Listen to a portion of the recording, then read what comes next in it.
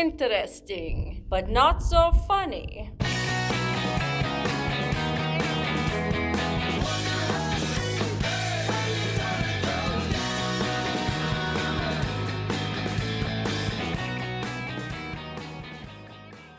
Hello, Wonderhussy here. Just kicking back on the old front steps of a building that no longer exists. I mean, you can see here, there was a building at one time. And, well, nothing much is left of it except for the sort of like the perimeter. And there's a big old bush growing up right in the middle of it. What was it? I cannot say, but I do think I have an idea of where I am. You can see my rig parked up there in the distance, waiting patiently for me. That's because I wasn't supposed to be stopping here. I'm supposed to be on my way to check out another curiosity just a little bit up the road.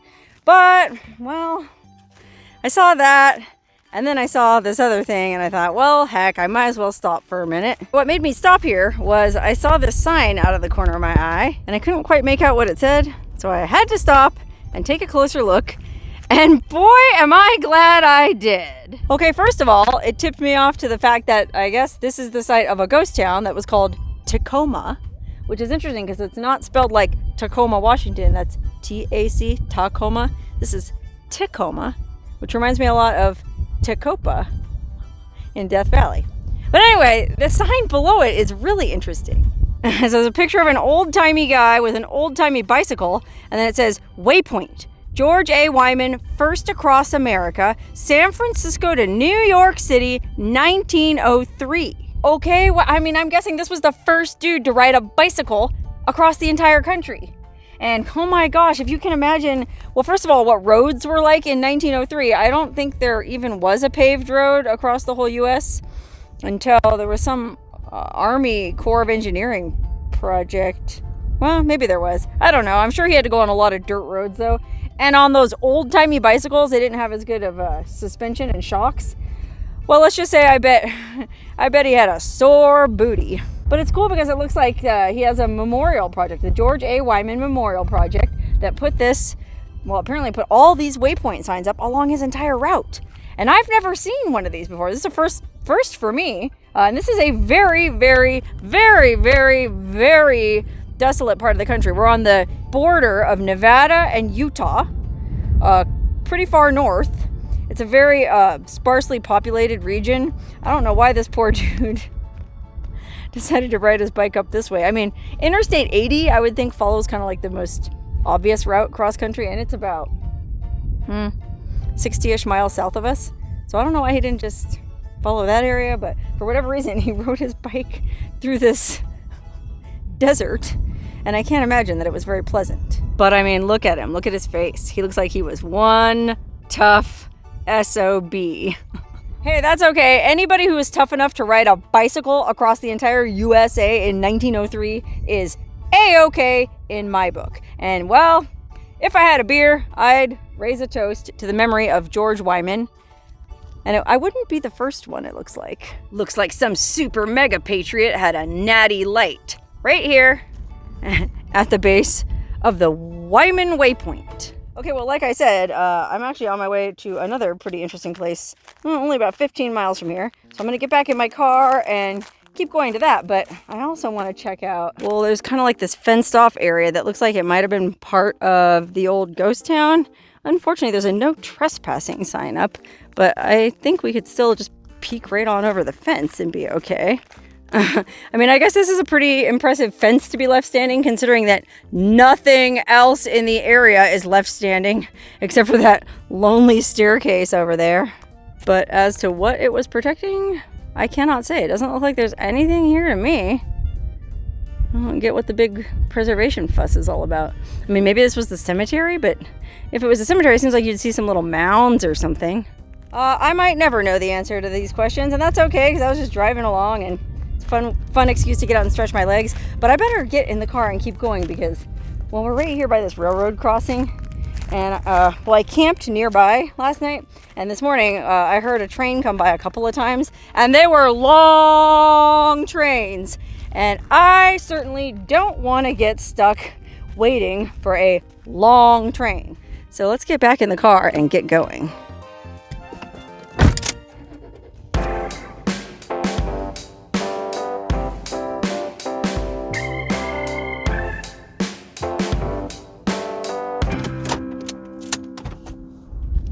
Okay, we've arrived. I mean, I thought where we just came from was desolate, but where we are now gives desolation a whole new meaning.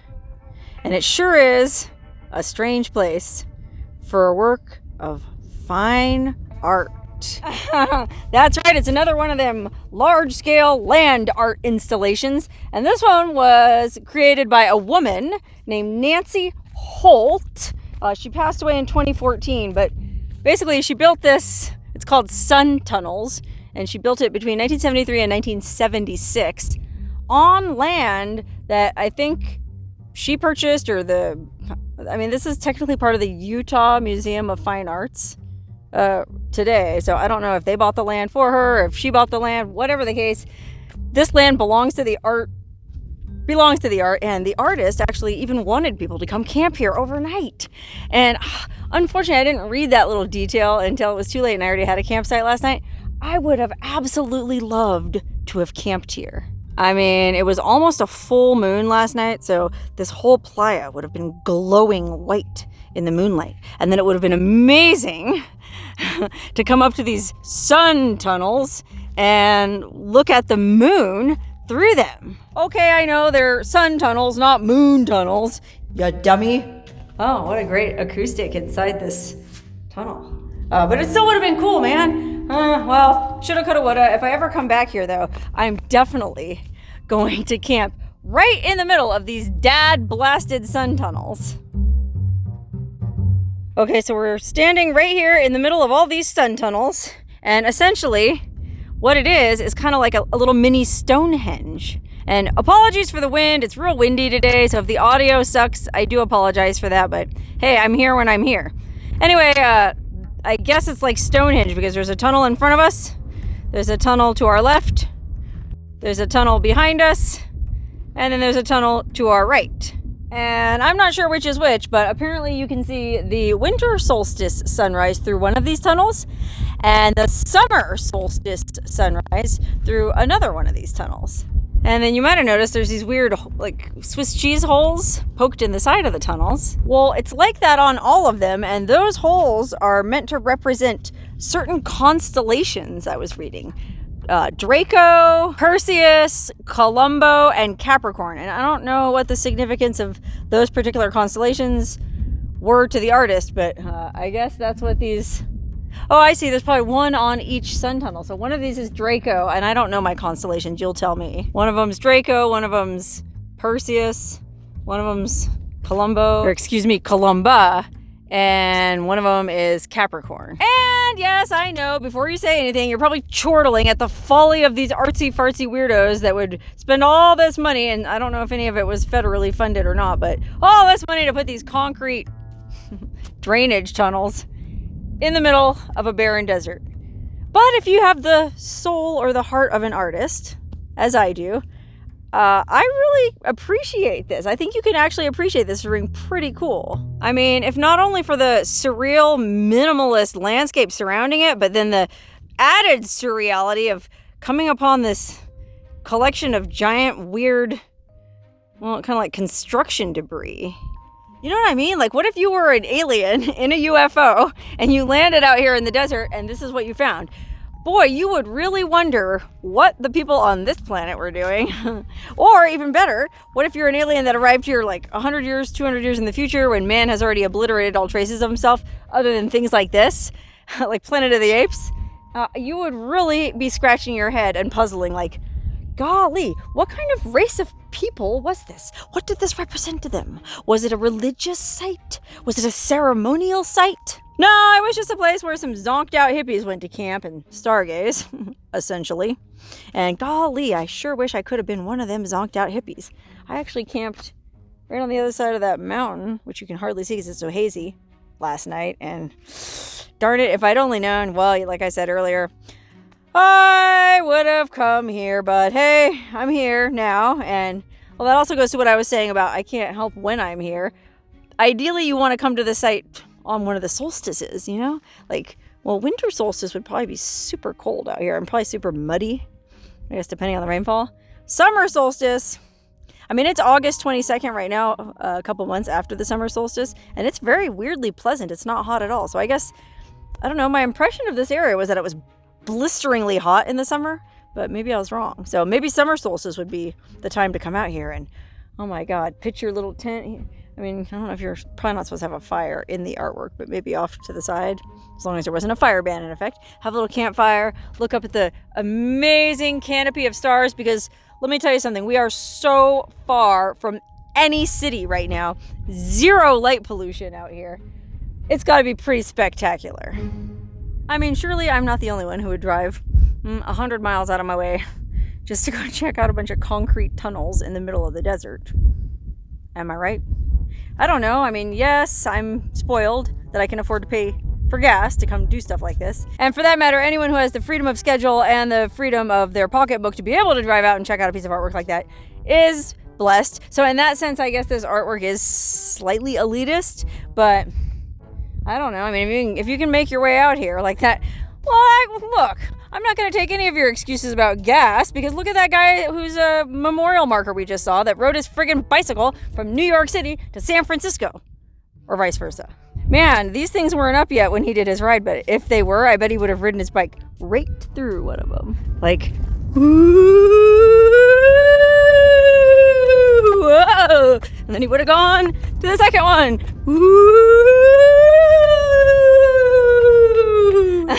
Hey, this place is actually kind of fun. Oh man, now that I think of it, I wonder how many hippies have come out here and had sex in these tunnels. I wonder how many babies have been conceived in these tunnels. I guarantee, well, I can't guarantee that any babies were conceived, but I guarantee someone's had sex in one of them. And well, what's also kind of interesting, there's these weird black marks in the tunnels, and I thought they were like tire marks from like a bicycle, like somebody brought a bike in here and tried to do, you know how you see those like motocross guys that go in that round cage? Is that what was going on here? Seems like kind of a narrow diameter to be riding a bike, but hey, what do I know? I'm not one of those crazy BMX dudes. But isn't that kind of what that looks like? Huh. It is kind of cool how they framed the desert behind them, you know? It's like a big picture frame. Like this one is a picture frame for a very minimalist, blue on top, yellow on the bottom. Let's see what this one looks like. This one has a little bit more. You can kind of see a few scrubby bushes and whatnot in the background. And this one, you can kind of see the mountains in the background through the haze. And then this one, well, you can see my rig off to the side.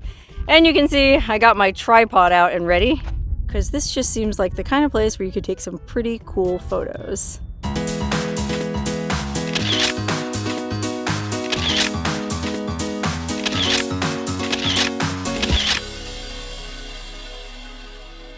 Fun, man. Feels like I'm at Burning Man.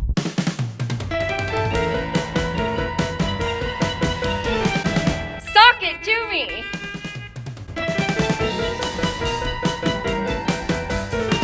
You bet your sweet bippy.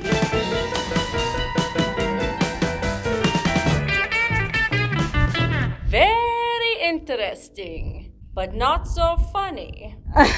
Man, doing some of these poses reminded me of when I used to work as a nude model. I used to be an artistic nude model, and I used to do a lot of photo shoots at this abandoned cement factory outside Vegas that had a big rotary kiln. If you know what that is, in the cement making process, there's this long tubular kiln, but it was lined in brick, and I used to do a ton of photos in that thing. And man, trying to do some of that yoga stuff, it's giving me a little bit of PTSD. But I could still do some fun modeling pictures.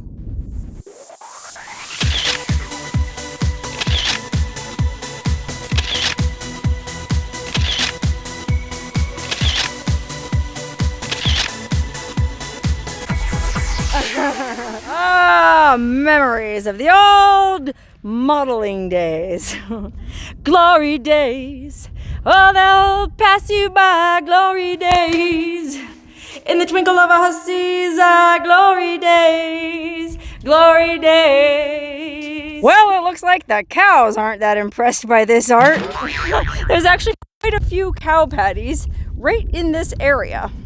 It's almost like the cows come here on purpose just to poop in a place of art. Anyway, that's pretty much all there is to this sun tunnel site. Although, I just looked down in the very center and there is kind of like, it looks like the remains of some kind of old pillar. So I wonder if there used to be something in the middle of them that some hater broke off. And boy, wouldn't that be a shame. I hope that's not the case. I know a lot of rural people aren't that stoked on stuff like this, and I hate to think that somebody drove their ATV over it, but who knows, man? Could just be a natural formation. Anyway, that's all there is to this site, and I've got one more place I want to go check out before I go into town and take a shower. Woo-wee. So I better get going. Hope you enjoyed this fun little stop at the fabulous sun tunnels of Wendover, Utah.